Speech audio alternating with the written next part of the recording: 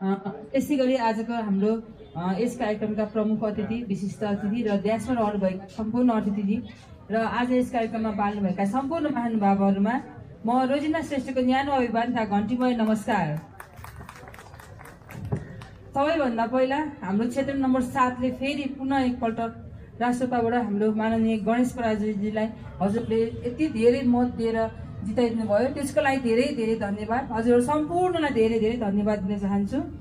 मैले चाहिँ आज सानो आफ्नै वडाकै हजुरहरूले कति वडाको बारे थाहा छैन होला, कति आफ्नो काम नपढिकन हजुरहरू वडामा पुग्नुहुन्न होइन। वडाबाट के सेवाहरू दिन्छ म हजुरलाई छोटो एउटा म आफूले जानेको चाहिँ कुराहरू हजुरसँग सेयर गर्छु।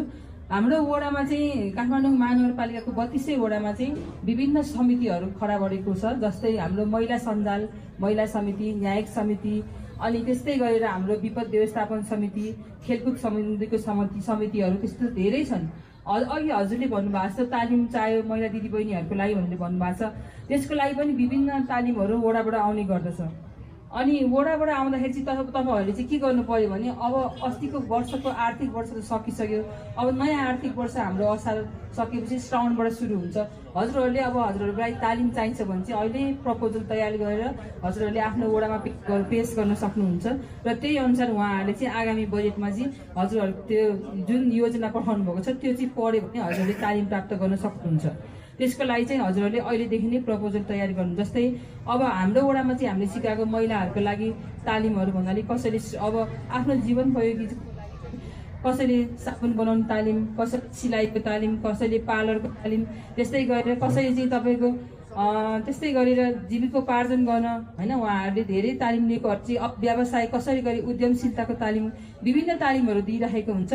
त्यस्तै गरेर हजुरहरूले पनि आफ्नो वडामा गएर चाहिँ कुन कुन तालिममा के शीर्षक परेको छ हामीलाई पनि तालिम चाह्यो भने त्यहाँ गएर भन्नुभयो भने चाहिँ उहाँहरूले चाहिँ हजुरहरूलाई त्यो तालिमको बारेमा उहाँले भनिदिनुहुन्छ र आफ्नो प्रपोजल लिएर चाहिँ पेश गर्नुहोस्। त्यस्तै गरी खेलकुदको लागि पनि बजेट छुटेको हुन्छ वडामा। हजुरहरूले आफ्नो खेलकुदको लागि युवाहरूले चाहिँ कसरी हामीले कुन खेलमा कसरी सहभागी हुने र त्यसको लागि कसरी बजेट छुट्याउने भनेर वडासँग समन्वय गर्यो भने त्यसमा पनि बजेट छुटेको हुन्छ। र हाम्रो घरायसी कुरामा कति कुराहरू हाम्रो झै झगडा हुँदाखेरि सिधै हामी मुद्दा मामिलामा जान्छौँ। त्यसरी नजानको लागि चाहिँ काठमाडौँ महानगरपालिकाले चाहिँ अहिले न्यायिक समिति भनेर हरेक वडामा नै तपाईँको मेलमिलाप कक्ष खोलिदिएको छ। त्यहाँ गएर हजुरहरूले चाहिँ डाइरेक्ट अब हामीले मुद्दा पऱ्यो भन्दैमा जिल्ला अदालत गएर मुद्दा गर्ने होइन कि पहिलो चरणमा गएर वडामा गएर त्यहाँ न्यायिक समितिसँग बसेर छलफल गरेर मिल्न सक्यो भने सक्यो, त्यहाँबाट सकेन भने हामी मेलमिलापकर्ता राखेर त्यहाँबाट छलफल गराउँछौँ। त्यहाँबाट नै सकेन भने मात्र हजुरहरू मुद्दाको प्रोसेसमा जाने हो।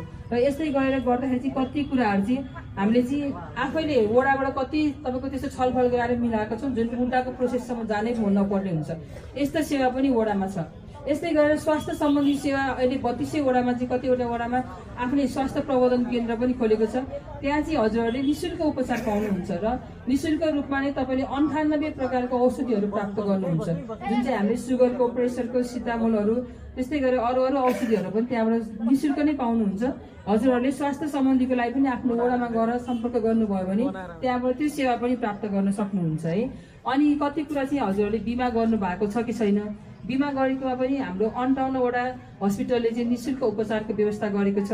त्यसमा प्राइभेट र हाम्रो सरकारी गरेर मिक्स हस्पिटलहरू परेको छ। त्यसमा पनि हजुरहरूले आफ्नो बिमा गरेको अनुसार कुन रोगको कुन हस्पिटल गएर देखाउने त्योबाट पनि हजुरहरूले सेवा प्राप्त गर्न सक्नुहुन्छ। र त्यस्तै गरेर बालबालिकाहरूको लागि बालबालिकाको समिति पनि छ। बालबालिकाहरू पनि हाम्रो चाहिँ कस्तो छ भने मैले चाहिँ आफ्नो 16 नम्बर वडामा चाहिँ एकदम बालबालिका आमा बुवा नभएको बालबालिका, आर्थिक कमजोर भएको बालबालिकाहरूको लागि चाहिँ हामीले बाल विकास समितिबाट चाहिँ उहाँहरूलाई निःशुल्क पढाउनेदेखि लिएर उहाँहरूलाई हामीले अगाडि गएर कसरी बोल्ने त भनेर उहाँहरूलाई एकदम पर्फेक्ट बनाउनको लागि चाहिँ तालिमहरू दिइराखेको छन्। जुन चाहिँ त्यो तालिम लिँदाखेरि पहिला बच्चाहरू अगाडि गएर फेस गरेर बोल्न नसक्ने बच्चाहरू अहिले हामीले भन्दा नि राम्रोसँग उहाँहरूले अगाडि आएर बोल्ने, अनि उहाँहरूको बोल्ने शैलीदेखि लिएर उहाँहरू समाजमा कसरी घुलमिल हुने त्यो सबै तालिमहरू हेर्दाखेरि चाहिँ एकदम खुसी लाग्छ। त्यस्तो तालिमहरू पनि त्यहाँ छ भनेपछि हामीले कति कुरा वडामा हामी आफ्नो कामको सिलसिलामा अरू बेला पुग्दैनौँ, त्यस्तो चाहिँ नगरिदिनु होला। हामीले वडामा के बजेट परेको छ, वडाबाट पाउने सुविधा के हो, त्यसको लागि चाहिँ हजुरहरू आफ्नो आफ्नो वडामा गएर चाहिँ सम्पर्क राख्नु होला। त्यहाँबाट धेरै कुराहरू हामीले थाहा हुन्छ र आफूले थाहा पाएको कुरा चाहिँ अरूलाई पनि सेयर गरिदिनु होला। जस्तै तालिमहरू भन्दाखेरि पनि त्यहाँ एउटा एउटा ग्रुपमा तालिम दिँदाखेरि 30 जना 40 जनाको तालिम हुन्छ। त्यस्तो तालिम भयो भने चाहिँ हजुरहरूले आफूलाई जेमा इच्छा छ त्यो तालिम लिएर चाहिँ त्यसबाट पनि हामीले पछि एउटा सानो काम गरेर आफ्नो जीविकोपार्जन गर्न सकिन्छ। त्यसको लागि चाहिँ आफ्नो वडामा सम्पर्क राख्नु होला। र यति भन्दै हजुरहरूलाई फेरि एकचोटि धेरै धेरै धन्यवाद दिन चाहन्छु। र आज यस कार्यक्रममा म आउन पाएँ, त्यसको लागि हाम्रो कार्यक्रम अध्यक्षज्यूलाई पनि धेरै धेरै धन्यवाद दिँदै म बिदा हुन्छु।